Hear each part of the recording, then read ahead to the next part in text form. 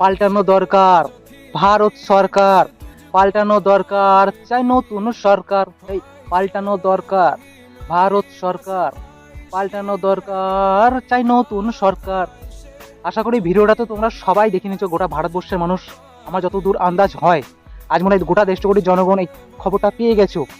মানে সরকারের এই ধরনের স্টাফগুলো, এবং সরকার কত বেপরোয়া হলে এরকম একটা বয়স্ক মানুষের সাথে এইভাবে হয়রানি, এরকম একটা জঘন্য ব্যবহার করতে পারে।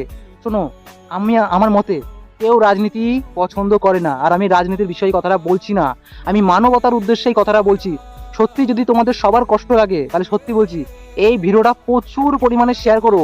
আর ভারত সরকারকে বদলাতেই হবে।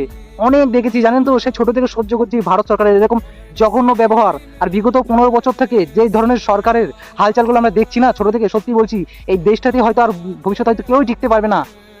তাই বলছি মানবতার সুর আমি এটা গাইলাম যে পাল্টানো দরকার, চাই নতুন সরকার, পাল্টানো দরকার ভারত সরকার। আর একটা খুবই গুরুত্বপূর্ণ কথা বলবো এই ভিডিওটার মধ্যে, আরে 150 কোটি জনগণ আমরা সবাই মিলে এই সরকার নির্বাচন করেছি, তাহলে আমরা যাকে বানিয়েছি আমরা কি তাকে ধ্বংস করতে পারবো না?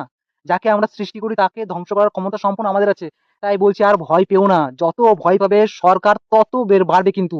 তাই বলছি মানবতার সুরে পাল্টানো দরকার, চাই নতুন সরকার, পাল্টানো দরকার ভারত সরকার। এই কথাটা যদি সত্যি যদি মনে লাগে, এই কানে যদি ঢুকিয়ে মাথায় যদি ঢুকিয়ে যদি বুঝতে পারো যে হ্যাঁ আমাদের সবার সাথে অন্যায় হয়েছে, এই মানুষটার সাথে অন্যায় হয়েছে, এই দেশের সাথে অন্যায় হয়েছে, তাহলে কিন্তু আমার এই ভিডিওটা প্রচুর পরিমাণে তোমরা শেয়ার করে দেবে। আর আমি কোনো রাজনীতির কথা বলছি না, আমি মানবতার সুরে এই ডাকটা দিচ্ছি সবার উদ্দেশ্যে।